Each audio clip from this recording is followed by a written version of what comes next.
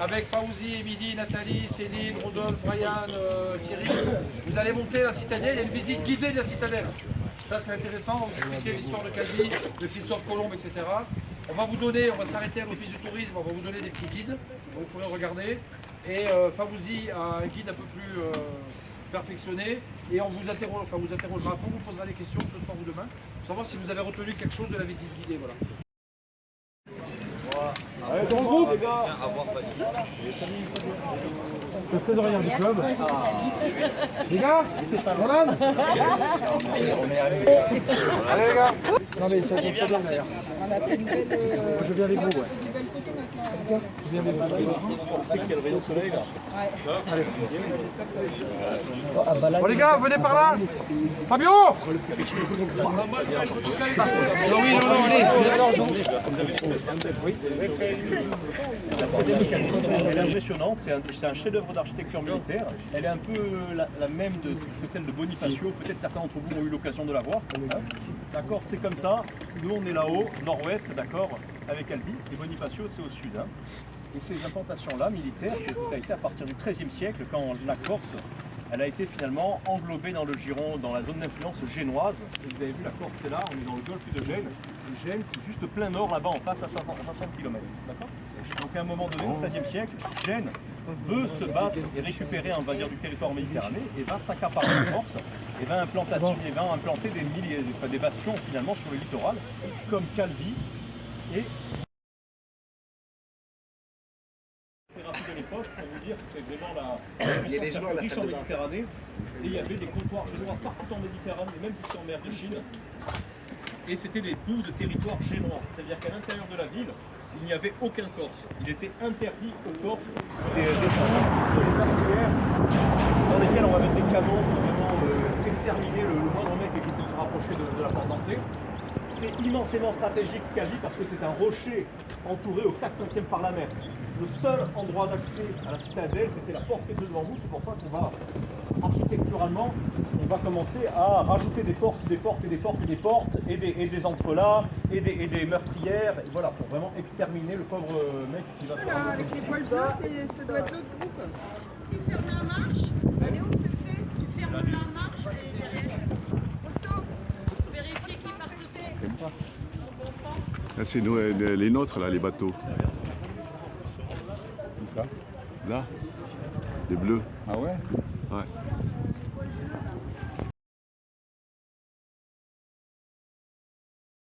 Le chemin de randonnée le plus dur d'Europe, 200 km, 12 000 mètres de dénivelé positif jusqu'à Conques, jusqu'au sud. Et voilà, donc 2 semaines de souffrance absolue et ça commence là-bas de mon village de Calenzarde. Donc c'est la dorsale montagneuse qui va de là où on est, regardez, Istaphonisation, c'est du dire. Comme quoi ils ont. Voilà. Et ça c'est du granit. Le granit c'est fait de 3 éléments qui sont le feldspath, le quartz et le mica. Le mica c'est le plus riche en fer, c'est le premier qui va s'oxyder, qui va disparaître avec le vent et le sel. Et finalement ça va laisser la place libre au vent et au sel à continuer à creuser le rocher. Et c'est ça ce processus de taphonisation. C'est-à-dire vraiment ces grottes qui vont se creuser et toujours du bas vers le haut. C'est-à-dire que c'est le palais de l'évêque. C'est pour ça que c'est une demeure magnifique qui aujourd'hui a été entièrement rénovée pour justement accueillir le bar en fait de chez Tao. Et c'est donc le palais de l'évêque. L'évêque qui avant était à Sagone, parce qu'avant on dépendait donc de Sagone qui est une ville bien plus au sud, et pas vivre au bord de la Méditerranée avant sans crever du palu, de la malaria et de la peste. Et donc il a fallu attendre le DTT et les Américains en 1947 pour démoustiquer les littoraux et pour pouvoir revenir vraiment vivre sur les littoraux. Mais avant en 1947, pendant des siècles et des siècles et des siècles, on crevait de la malaria, du palu, de toutes ces maladies-là l'hiver, l'été je veux dire. C'est pour ça que les villages en Corse, ils sont dans les montagnes. Attention, laissez pas.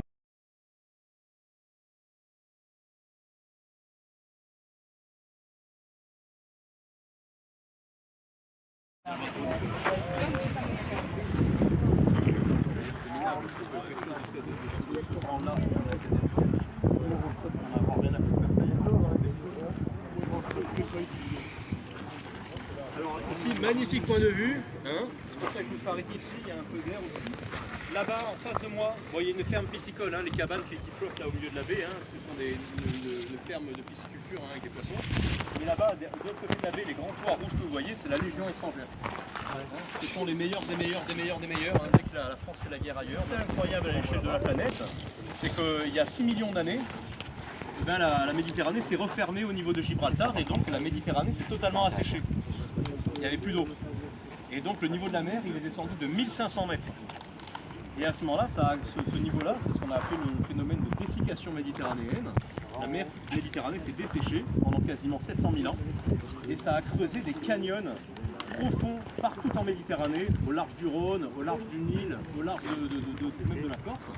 Et lorsque vous regardez une carte du relief sous-marin de partout ici, là, vous avez un plateau qui fait 60 mètres de profondeur.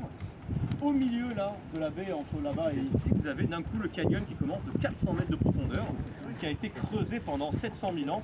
Et moi j'ai des amis qui sont donc scientifiques sous-marins et qui étudient finalement ces endroits-là géologiques, voilà, qui sont assez remarquables.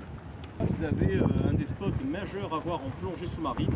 Vous avez le B-17 qui est une épave là à 25 mètres de profondeur, là, pas loin de la côte. Vous avez une épave d'avion qui a été mitraillée pendant la Seconde Guerre mondiale. C'était ce qu'on appelait les forteresses flottantes. Et cette forteresse flottante va pour attaquer donc le nord de l'Italie. Ils ont été mitraillés, ils ont perdu un moteur. Et en perdant un moteur, ils ont essayé de fuir vers la Corse. Et là, ils ont réussi. Les forteresses flottantes, c'était des énormes avions avec 4 ou 5 tourelles de mitraillettes à droite, à gauche, derrière, devant. Et dedans, il y avait peut-être 15 ou 18 personnes d'équipage. C'était des jeunes qui avaient entre 17 et 20 ans, qui pilotaient ces espèces de grandes bourlingues de l'espace. Et ils ont tous survécu.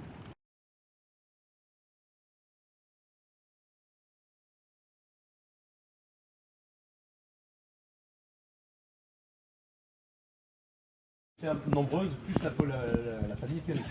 Quand vous allez en Italie, à Rome et tout ça, les palades, ça s'avance quasiment au milieu de la rue.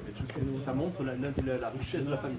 Du coup, là, ils sont aussi exact. À la différence du continent, partout sur le continent,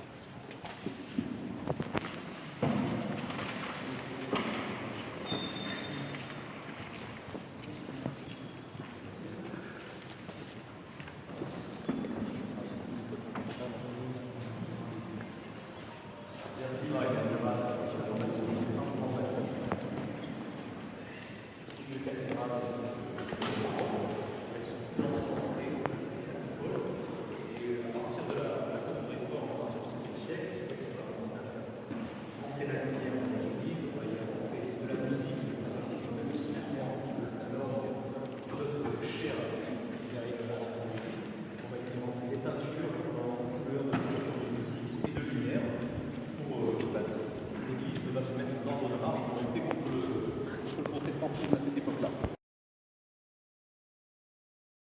En 1794, mais on sait aussi que bien avant, au XVe siècle, ici il y avait une tour parce que c'était le point le plus haut de la citadelle. Et dans cette tour-là, il y avait, comme dans toutes les tours, au rez-de-chaussée, il y avait la poudre de canon qui était stockée. Et en fait, il y a eu de la poudre qui est tombée sur cette tour et qui a rasé un tiers.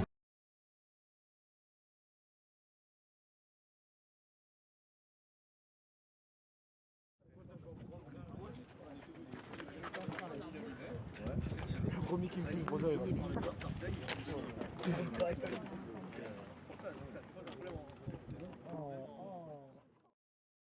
Non mais parce que c'est ça l'interprétation.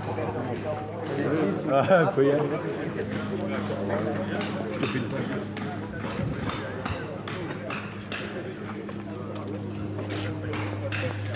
Venez rapprochez-vous, hein, la place d'Armes. Place d'Armes. La place d'Armes, c'est le centre de la citadelle de Calvi. Et il faut vous imaginer qu'à l'époque, donc au XIIIe siècle, il était interdit à qui que ce soit, autre que militaire génois, de vivre ici. Donc,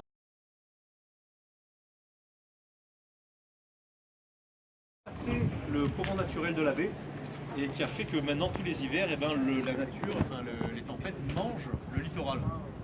Donc ils ont été obligés de mettre des digues anti-vagues et tout pour vraiment limiter, ralentir l'érosion qui se fait. Mais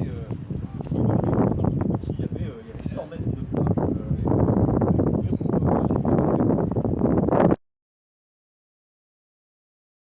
Il y a des ferries. Non, c'est séparé maintenant. Maintenant c'est l'île Rousse. Tout ce qui est la plaisance et le fret, en fait, c'est l'île Rousse, mais tout ce qui est plaisance et tout, c'est ici. C'est croisière.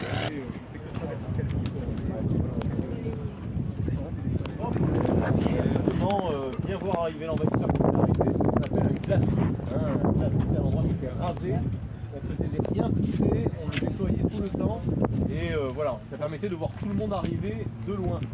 Ça, voilà, le glacier aujourd'hui, voilà, c'est ce qu'on appelle aujourd'hui le théâtre de verdure derrière, hein, c'est derrière la jetée là-bas.